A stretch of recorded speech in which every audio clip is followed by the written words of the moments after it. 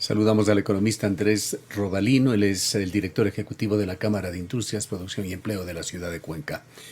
Economista Rodalino, quisiera iniciar este diálogo conociendo el punto de vista suyo de la Cámara de Cuenca, de los sectores productivos del país, sobre ese enorme menú de posibilidades que se está discutiendo a través de estos proyectos económicos urgentes que se debaten en la Asamblea, que van llegando a puntos culminantes, así como la consulta popular. ¿Cómo ven la situación?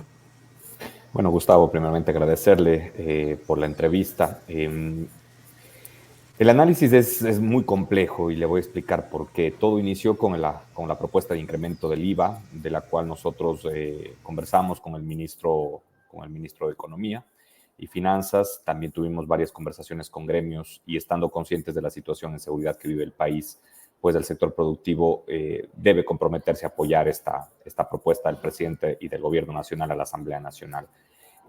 Por el lado del aumento del IVA, sea este temporal o permanente, que eso ya lo decidirá la Asamblea, en el concepto en sí de incrementarlo, como representantes del gremio estamos de acuerdo en lo que es la propuesta, pero penosamente y como siempre sucede cuando se presenta una propuesta de normativa, de ley a la Asamblea Nacional, comienzan a armar diferentes requerimientos de diferentes bancadas y eso obviamente comienza a dañar una propuesta que podría haber sido bastante positiva para el país y comienzan a transformarla en algo que puede convertirse en un problema más grave del que tiene actualmente el sector productivo.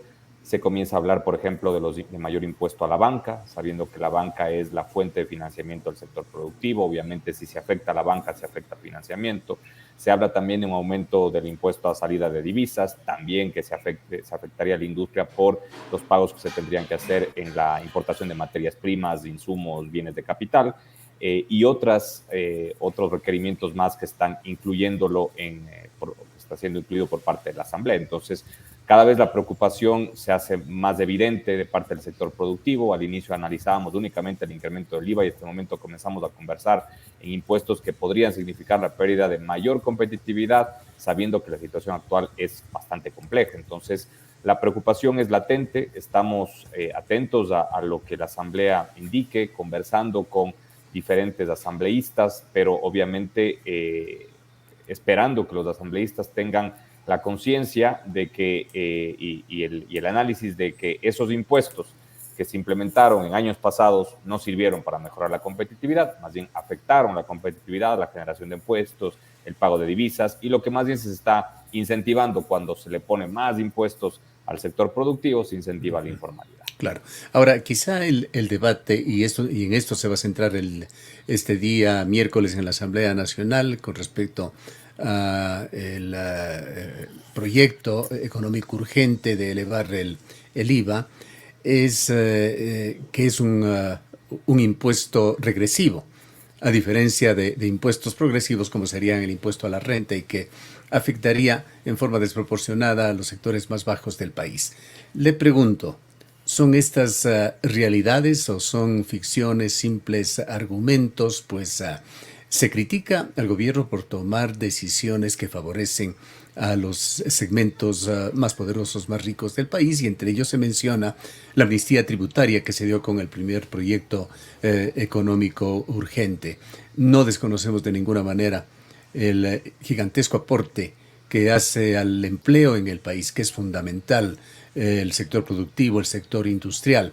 Pero estos son los argumentos que dan pábulo a una serie de propuestas de alternativas que usted las ha mencionado ya y que efectivamente van de alguna manera a afectar, a disminuir a los sectores productivos. Más bien el incremento del IVA va a afectar a las personas que más poder económico tienen. ¿Por qué? Porque son las que más consumen y obviamente van a pagar un mayor porcentaje del IVA. Además debemos Claro. estar conscientes que el IVA cero tienen todos los productos y servicios dentro de la canasta básica. Entonces la clase media, media baja no se verá afectada por este incremento del IVA. En lo que tiene que ver con los otros impuestos, ese es posiblemente uno de los mayores problemas que ha tenido el Ecuador en el análisis económico. Se cree que afectando a los grandes contribuyentes se tiene un beneficio para el país.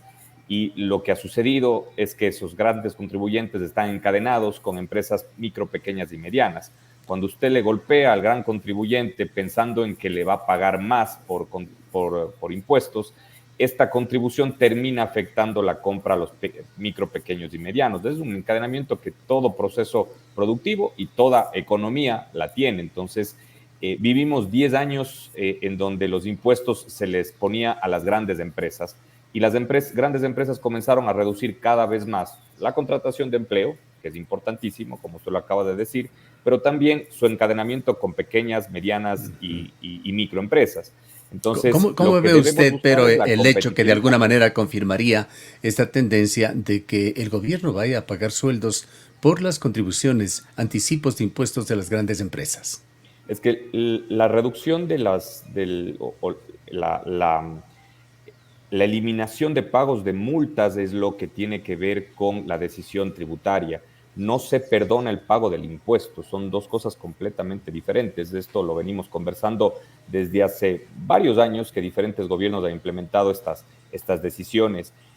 Lo que se busca y el beneficio que tiene el gobierno nacional es tener liquidez más rápido de un proceso legal que debía haber pasado entre la SRI y la empresa. La empresa se compromete a pagar el impuesto, pero lo que se le elimina son las multas y recargos que ha tenido por el proceso legal de haber estado en esta análisis de si es que el impuesto se debía pagar o no. Pues más bien el beneficiario de este tipo de decisiones es el gobierno nacional y los gobiernos por tener mayor liquidez. Al final las empresas terminan pagando el impuesto, no se les perdona el impuesto, sino se les perdona las tasas. Es como lo que acaba de pasar con la ordenanza del municipio de Cuenca. Tengo entendido que se acaba de perdonar las multas y recargos por diferentes servicios públicos.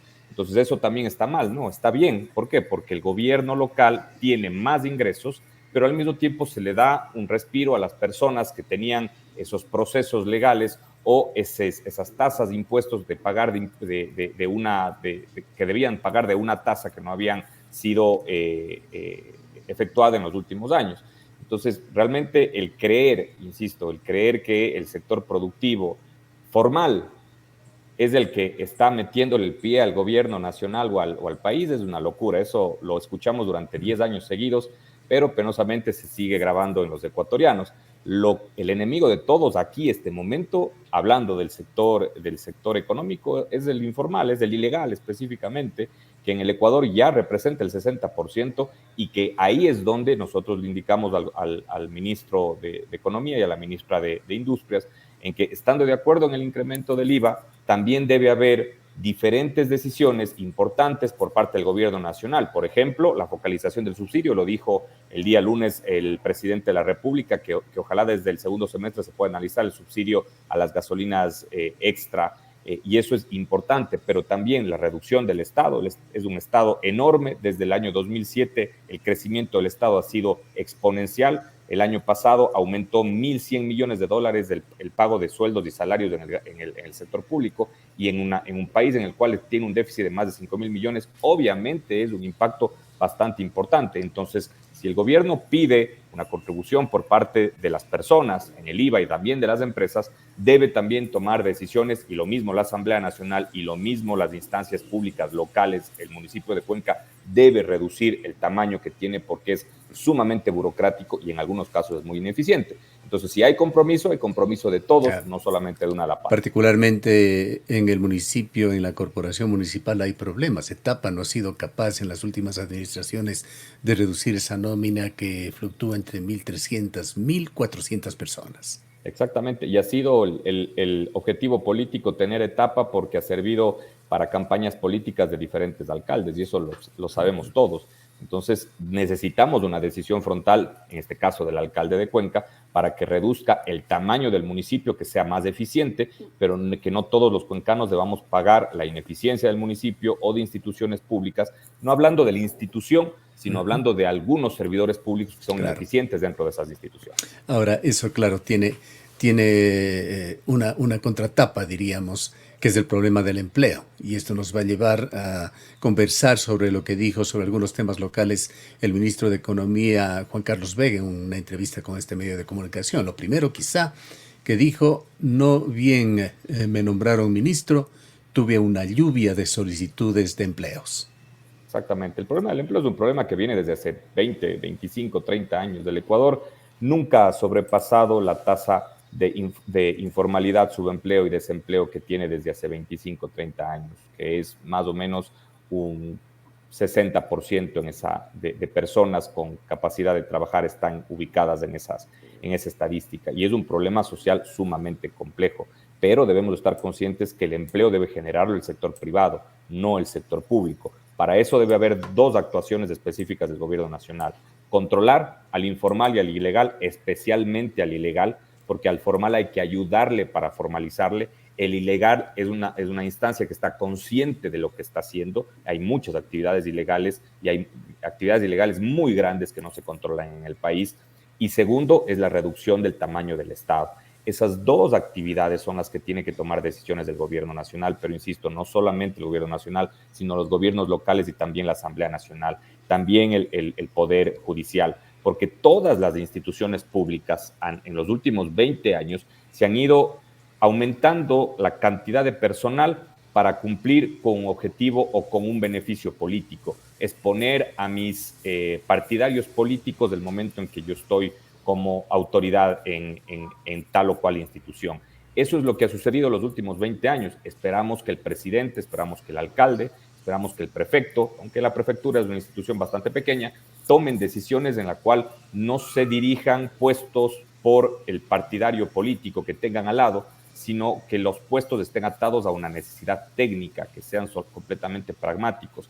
Y si es que tienen que tomar la decisión de despedir, ese proceso de despedir debería estar también atado a reuniones con los sectores productivos para que el sector productivo pueda tomar de alguna manera esos empleos, esas hojas de vida y puedan incluirlos dentro de sus actividades productivas. Si es que se los hace solo, también es más complicado. Quedándonos en temas locales y en el ministro Juan Carlos Vega, él nos dijo también que el gobierno nacional estaba apoyando esa iniciativa del alcalde, del prefecto, de los dirigentes de los gas locales de hacerse cargo de 3 importantes vías aquí en la provincia de la Suay. ¿Le consta a usted de que haya un apoyo efectivo? Pues hasta el momento no ha habido anuncios ni respuestas concretas a este pedido. Todavía no. La última reunión que tuvimos con el señor prefecto hace un par de semanas, quedamos comprometidos en hacer una convocatoria conjunta con el alcalde de Cuenca y los sectores productivos y la academia al ministro de Obras Públicas para que pueda respondernos ya formalmente y definitivamente sobre la solicitud. Que le tomará 2 meses más para analizar, nos dijo el subsecretario. Es un tema gravísimo. Es justamente uno de los grandes problemas que tiene el país y es que está atado justamente a la cantidad de burocracia, que es los tiempos que se toman para tomar decisiones. Cuando Quito y Guayaquil solicitan este tipo de concesiones, las concesiones son entregadas de manera inmediata y muy eficiente. Juan Carlos Vega dijo estar convencido de la descentralización. ¿Cómo podría aportar él desde este importante cargo? Es muy complicado, y no por la capacidad de Juan Carlos, que la tiene de sobra, sino porque vivimos en un país centralizado. El país centralizado no depende únicamente de las decisiones del gobierno o del presidente o de un ministro, sino es un cambio de una visión política, es un cambio de 50 años posiblemente de estar completamente centralizados, viviendo en base, o bicentralizados, viviendo en base a las decisiones de Quito y Guayaquil. Es un cambio muy, muy complejo. No se lo va a dar en un gobierno. Se tiene que dar un cambio educativo, cultural, económico, no solamente con leyes, porque las leyes de descentralización, ha habido propuestas y aprobaciones de leyes, muchas durante los últimos años, pero lo malo en el Ecuador es que tenemos muchas leyes y pocas se ejecutan. Entonces, lo que necesitamos es, así como se están tomando decisiones frontales contra la seguridad, se tomen decisiones frontales contra la descentralización. Pero, insisto, es un cambio cultural muy, muy complejo, en donde se le quita también muchas capacidades a la capital, se le quita capacidades a Guayaquil, se le quita potencialmente, se le puede quitar ingresos a Guayaquil y a Quito, y eso obviamente vamos a tener un peso y un enemigo, por así decirlo, bastante complicado. Para esta descentralización de las vías, de unas pocas vías que pasarían al control de las autoridades locales. Hablamos también con el ministro sobre la necesidad de un capital semilla, que lo han pedido en el marco de esta solicitud de las autoridades locales. Él dijo que esto pasa por la construcción de unos intercambiadores y de hacer algunas obras básicas, pero sabemos que va más allá. Se pide también algo de dinero inicial, incluso para la construcción de sitios de peaje.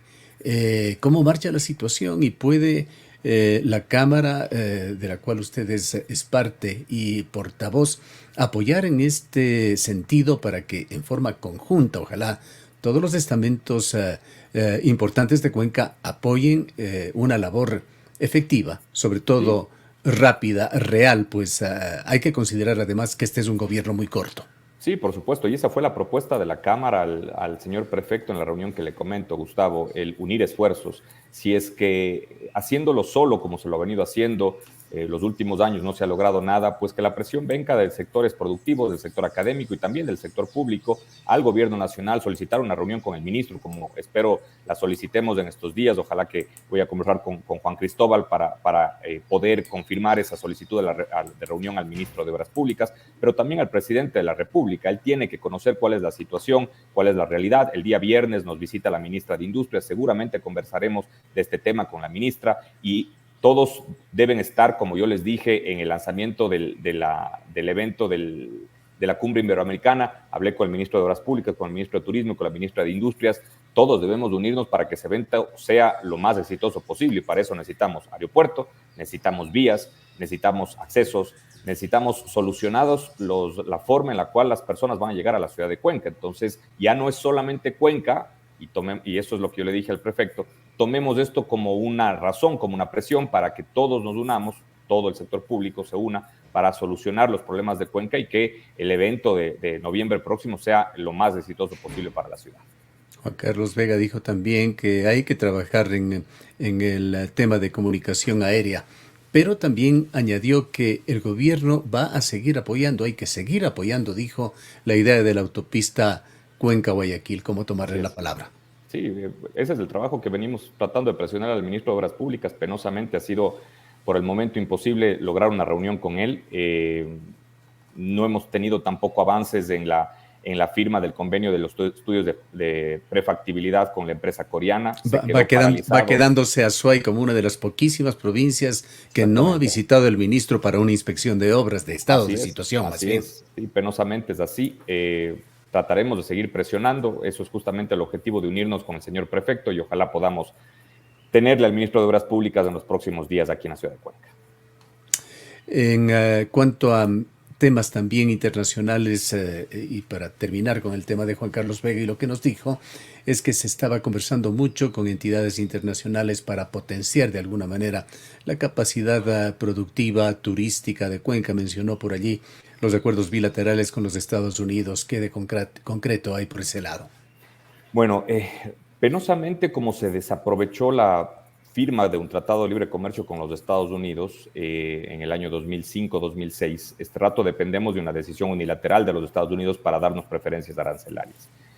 Un acuerdo comercial con los Estados Unidos no se ve posible en los siguientes años. Va a haber elecciones en los Estados Unidos en noviembre de este año. Se necesita nuevamente que se implemente un fast track como se tenía con el gobierno, si no estoy mal, fue con Donald Trump, para buscar una opción de iniciar un acuerdo o una negociación de un acuerdo comercial con los Estados Unidos.